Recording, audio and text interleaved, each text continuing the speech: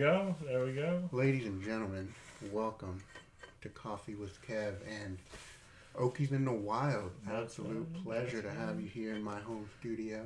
That's right. Yeah. Appreciate you driving down. One obvious thing that we do here at Coffee with Kev is drink coffee. Today, we've got this wonderful French press here that we're going to share here with Mr. Glenn.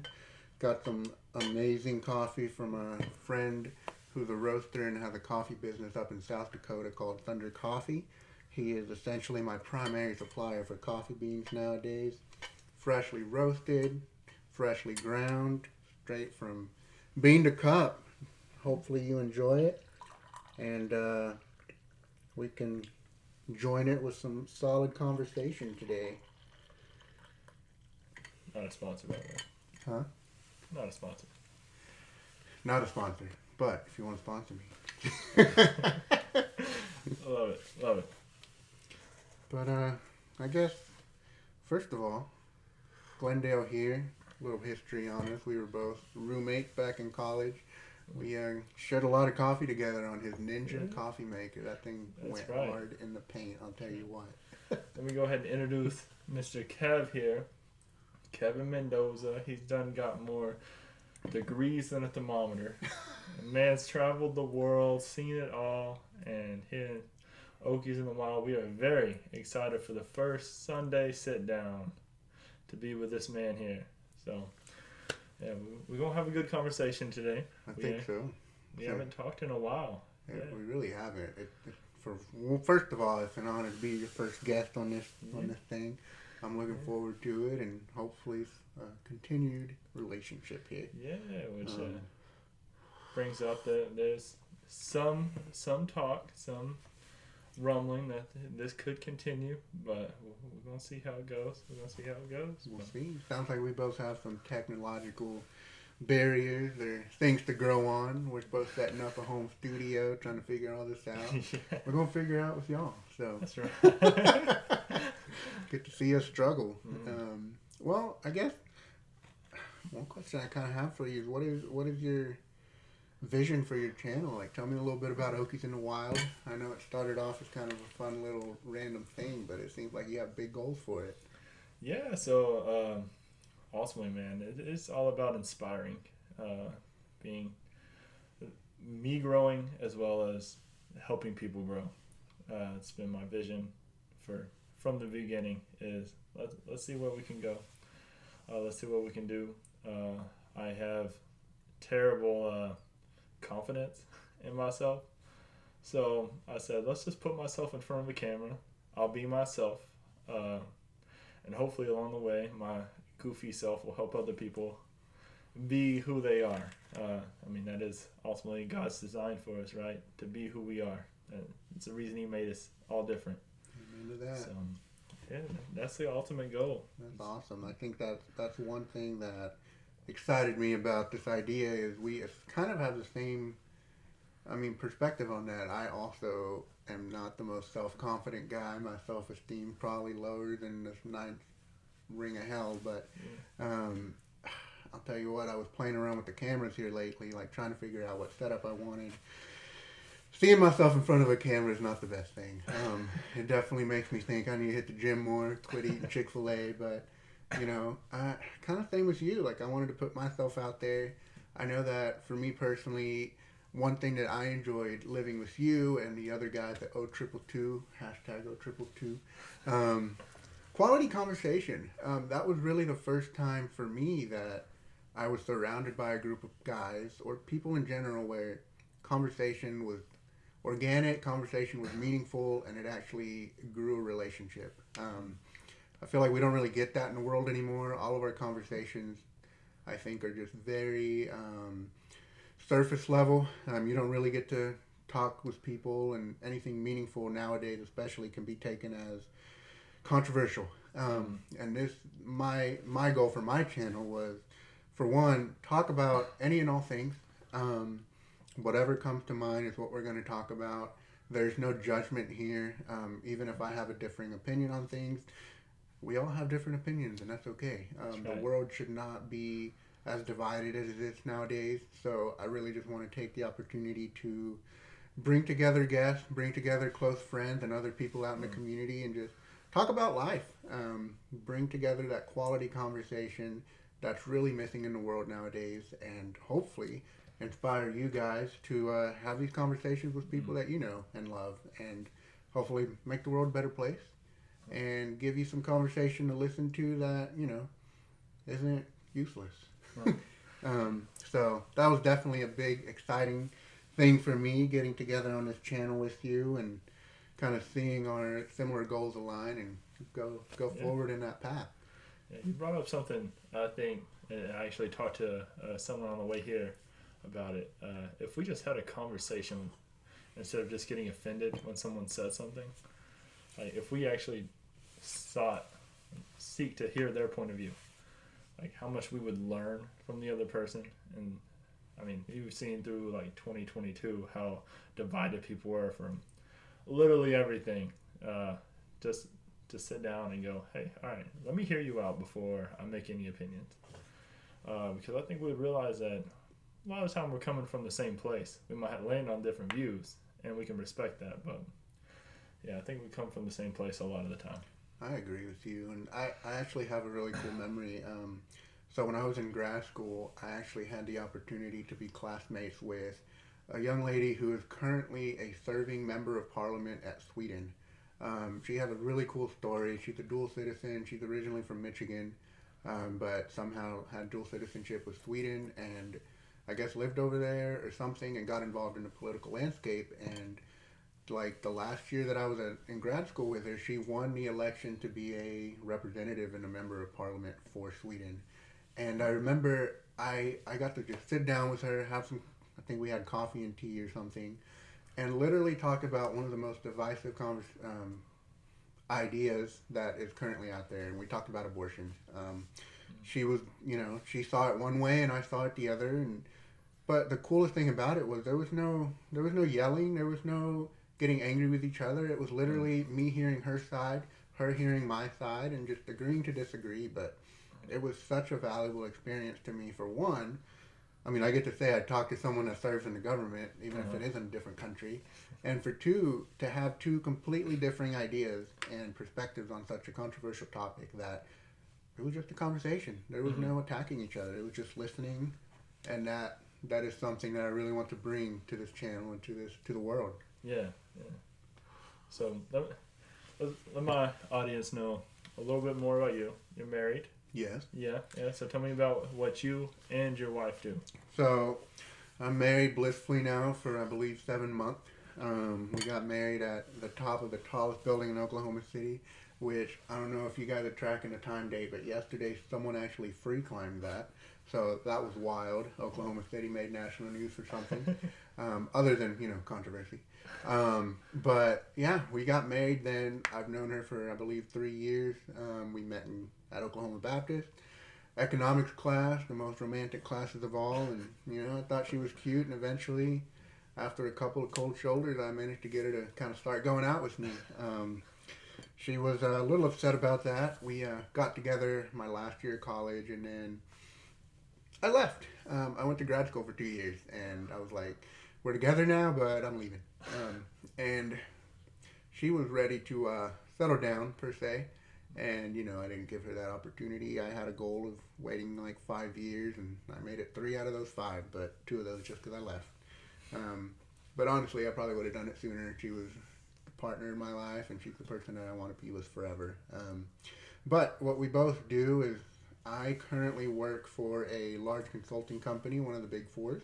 I'm not going to mention it just for liability purposes, but currently do consulting. What that means, I couldn't really tell you. I literally just started working, helping big companies figure out problems. That's kind of what they say.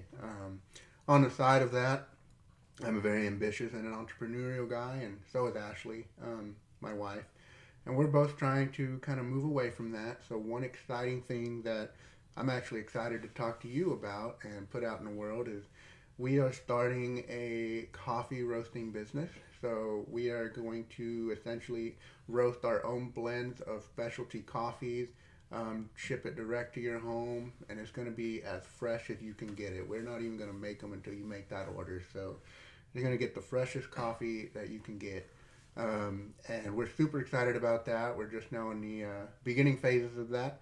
We just got our roaster in today. We got our beans in yesterday, and we're going to start figuring that out. And soon enough, launch a website, launch a brand, and hopefully bring it to you guys. And you can enjoy this coffee with Kev and Okies in the Wild together. Other than that, you know, we just kind of live life and enjoy every moment we can. We love to travel.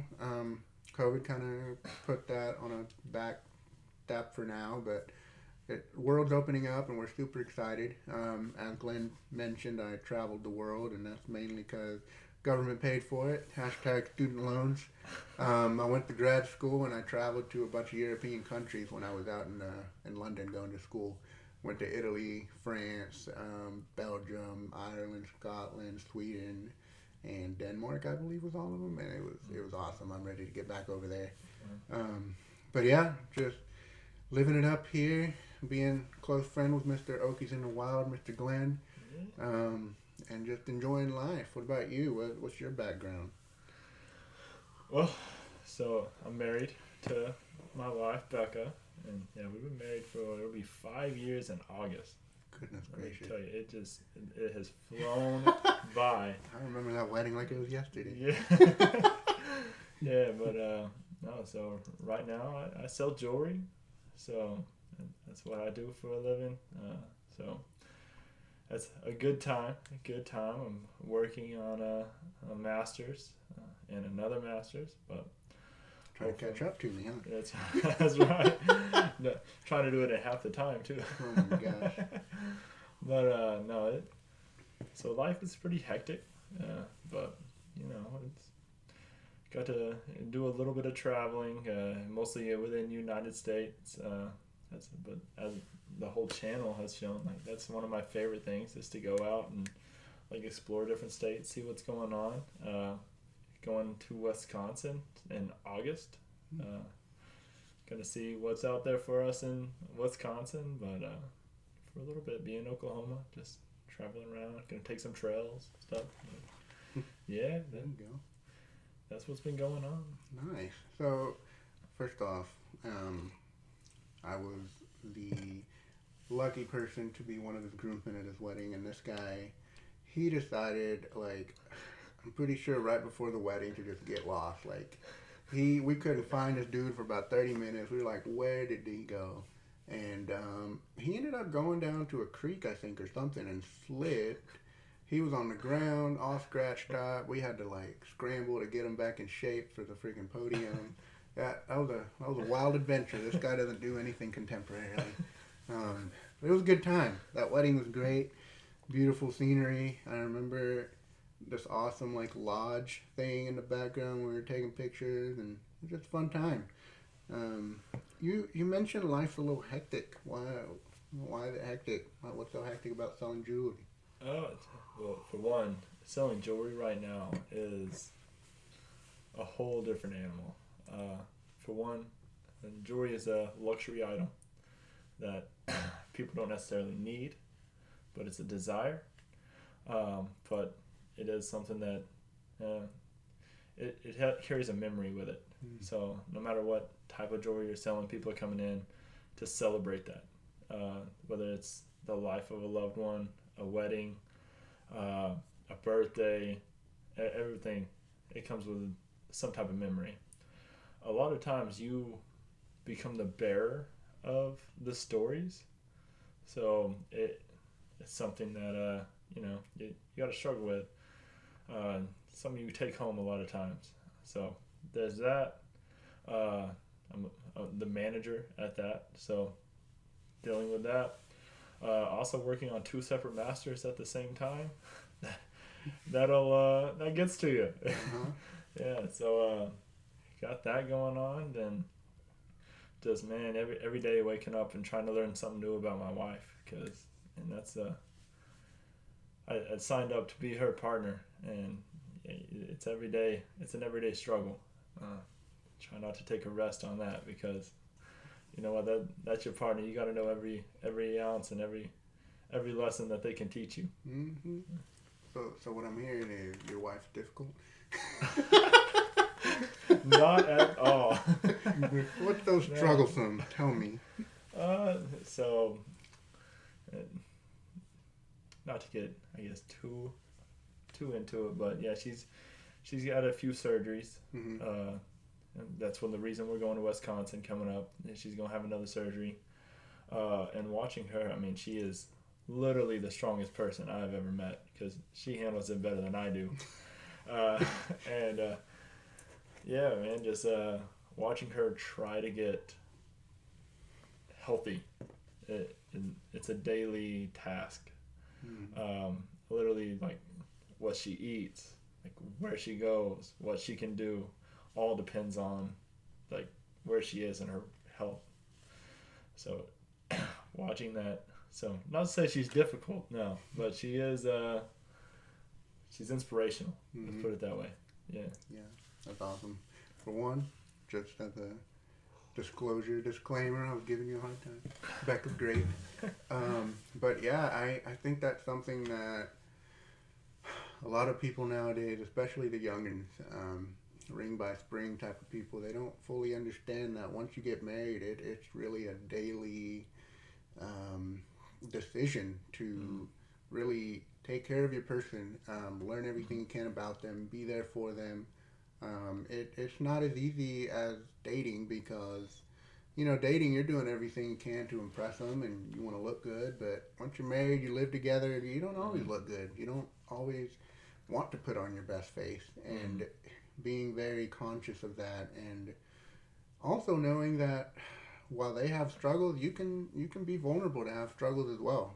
That's what they're there for, through the highs and the lows. And that's probably one of the most rewarding things I think about being married is just you have a partner to do life with. And yeah, there's a lot of, I guess, growing pains or lessons to be learned, and people don't always think about that. And it sadly, one of the reasons we have a pretty big divorce rate in this country, I think, is just people don't really know what they're signing up for.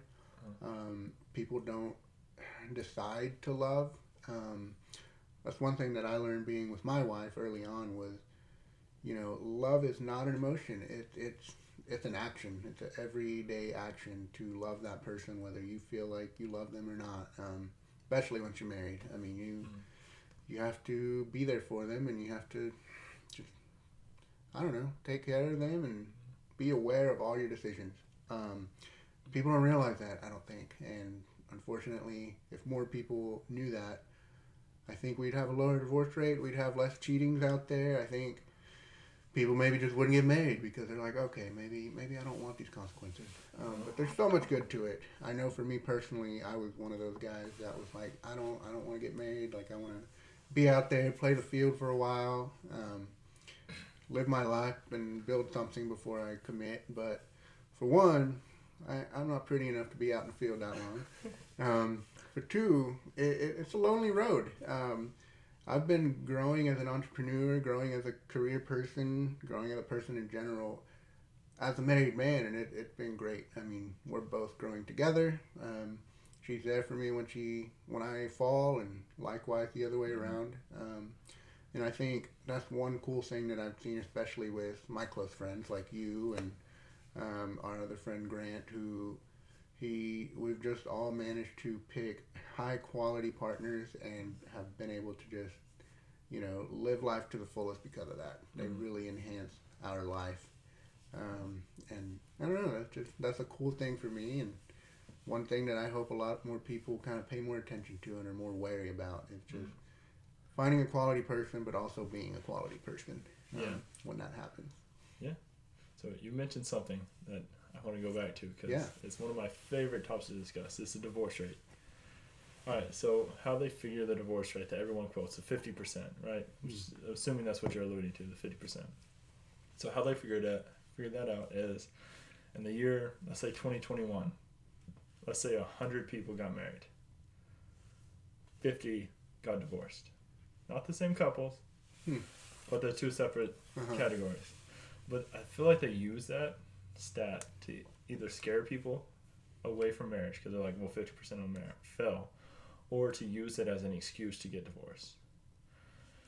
So it's always been a hot topic for me because I'm just like, I like the divorce rate conversation, but the way we can word it, yeah, it's just like, Yeah, that's one thing that I hear you. I think there's a lot of, for one, personally, everyone preaches, well, not everyone, but smart people preach, get a prenup.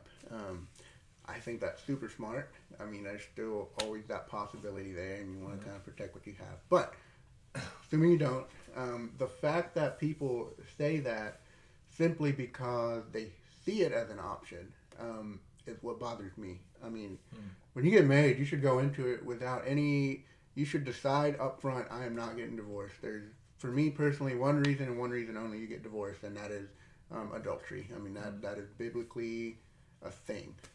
And that's the one reason I think you should get out. If you don't like your person anymore, guess what? Toughen up, figure it out. If there's arranged marriages when they don't even meet and they learn to love each other, you can learn to love this person that you were actually attracted to before you got married. But, there's just so much, high divorce rate. People see it as an excuse of, oh, well, I can always get married again. And just always looking for a way out. In that case, it's not any different than dating. There's still a way out. Legally you have it, but I feel like morally and consciously that just shouldn't be an option. Whether you are a believer or not, you are signing up contractually to be with this person for the rest of your life. But I hear your frustration on that. Yeah. But yeah, so you're a sports fan. Yeah. Right? Tell me what teams you represent. Oh, goodness. Nowadays, I'm repping I'm a pretty big fan of the 49ers, of course. Of course, I love OU football. And, I'm a pretty big fan of the Thunder, but unfortunately, there just hasn't been as much star power as I would like lately, so I've kind of tuned out from the NBA world. I know the finals are going on right now, and Golden State's in there with Boston, and we'll see who wins.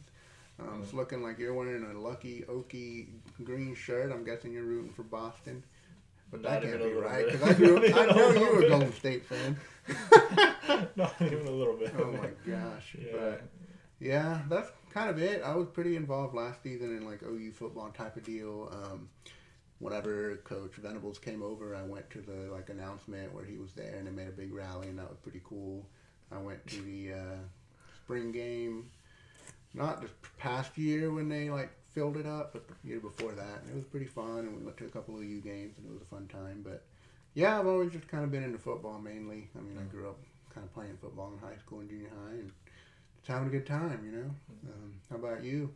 So, funny story, because you brought it up. Coach Venables coming in. All right, so they make the announcement. He's on the plane coming back. And me and my wife are on it was the Polar Express in Oklahoma City. Mm-hmm. And we're sitting there. I'm just watching the tweets of him getting announced, and he's gonna be the head coach and everything. That he's flying in.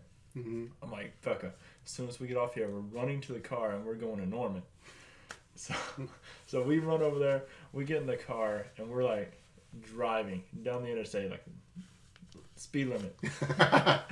And we're sitting there and we're watching the plane just fly right next to us, and, because they had the flight tracker on it. It's okay, that's Venables right there. So we're even with the plane going into Norman, and they had a circle around Norman because he wanted to go see the stadium. Mm-hmm. It's the only reason we got to go up there and see him get off the plane and everything like that. Oh my gosh! So you were there that night? I was there. Crazy. Yeah. I saw the videos and it was it was a fun time, but I didn't make it for that. I was like, it's too late. I'm going to bed. We saw literally through a crack, because at the Norman Airport, there's one window you can see out of. Oh my god. Yeah, but was it worth our time? Yes, because we got a story. Did we see anything? No. That's how it goes sometimes. That's all right. Life's all about experiences. Right. My goodness. Yeah. But man, let me ask you, I guess, a more serious question, I suppose. Tell me, I'm a little curious about so as you mentioned, you sell jewelry now, and that's awesome. But I know that your history is, ministry major. Your heart is in the ministry, and from what I understood, you had kind of an ambition to be in the ministry field when you graduated. And I'm kind of curious what does the path look like for you as to the shift as from going from ministry to corporate retail life, making the big bucks as a manager and kind of growing your career there. What led to that? How does that make you feel? Do you have any future path or future goals to kind of get back into ministry? Yeah, so first off, let's go for the journey. So after I was a youth pastor and associate pastor for a while, and I was looking for a job, and I just happened to stumble upon selling jewelry. So I went into that with a mindset of I won't be there for very long, and the entire time it was like God was teaching me, hey, ministry is also outside of church. So learning that was one of the biggest things, and one of the reasons I'm still there now is the lesson's not complete. But yeah, eventually I will go back into ministry. I don't know if that would be like in the church in like a pastoral role or through like my counseling. But yeah, I'll eventually be back in some type of role within the church. But it's just about the journey. That's what can you learn through the situation you're in. Mm-hmm. And you mentioned counseling, so your future, I think you mentioned before personally, is you kind of want to get into family and marriage and family therapy or other kind of counseling. What is that? Yeah, so my major right now for my degree field, I guess, is marriage and family therapy.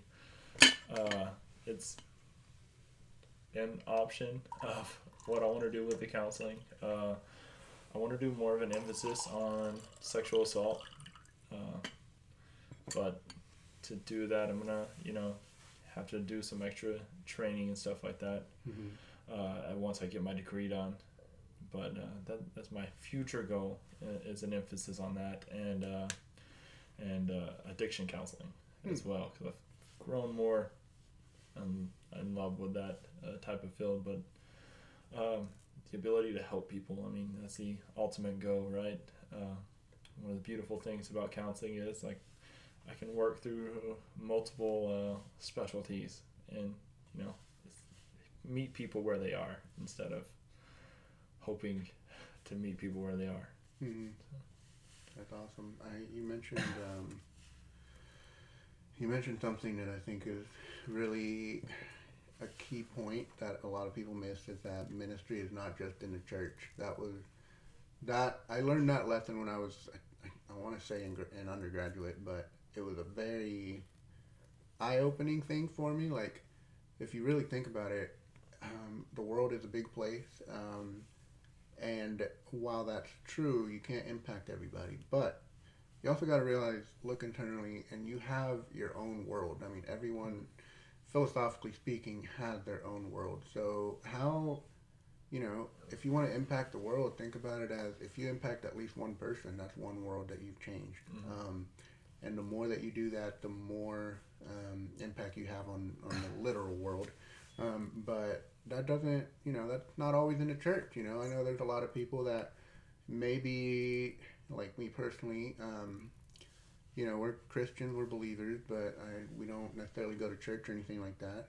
But it's one of those things where we don't, we need a community, but we don't need to go to church to be able to impact other people. I mean, we can do that with the people we work with. We can do that with, your family members. It doesn't matter. Any person is an opportunity, and it's just how you present yourself. But yeah, that's awesome that you kind of learned that as you did your journey, and kind of exciting to see that entail your life right now in the corporate world. One other question I have is one that I find especially interesting. Obviously you're married and you have, certain financial responsibilities, especially with medical bills and whatnot. How has, I guess, from what I understand from all the people that went through ministry and whatnot is, they're not in it for the money, and that's great. I think that's a, noble thing. But once life happens, you realize you need money.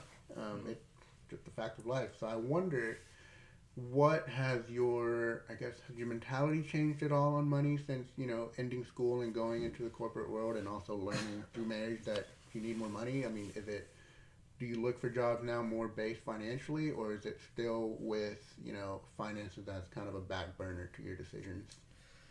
So a little bit of both. So yeah, sometimes money is necessary, but if you look first at scripture, I mean, how did Jesus pay his taxes? He went to a fish and got a coin out of its mouth. I mean, so Can't it's all just do like, no. But the Holy Spirit, through us, I mean, money shows up. An example of this was, said for a while, I didn't have a job. I was just like living out of my cousin's house, and this car pulls down the road, and he gets out and he starts telling us the story of the house that we're living in and how it was built and everything like that. And then we're like, oh, thank you. And we gave him some cookies, and he left. And then he comes back down the driveway just a few minutes later, and he goes, I just feel like God was telling me to give you this. And it was $20 in a gift card. And that was literally how we fed ourselves for that next 2 weeks, is from that man coming back. And so it's just like, yeah, money can be important, but it's not the most important thing, because at the end, God will provide, right? That makes sense, for sure.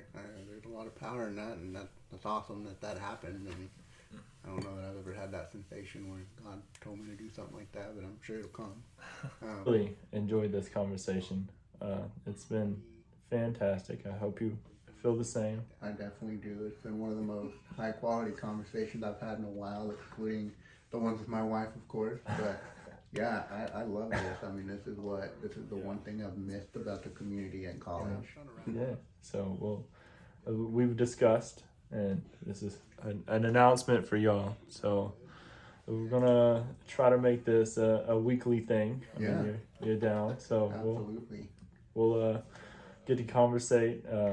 Maybe look at some things going on in the world, have some conversations about it, and see where it goes from here. But yeah, I feel like for today, it's been a blessing. And indeed, I would agree with that. And hopefully you guys enjoyed this, and we can just keep bringing more quality conversation to the world. Absolutely. Well, as always, stay wild.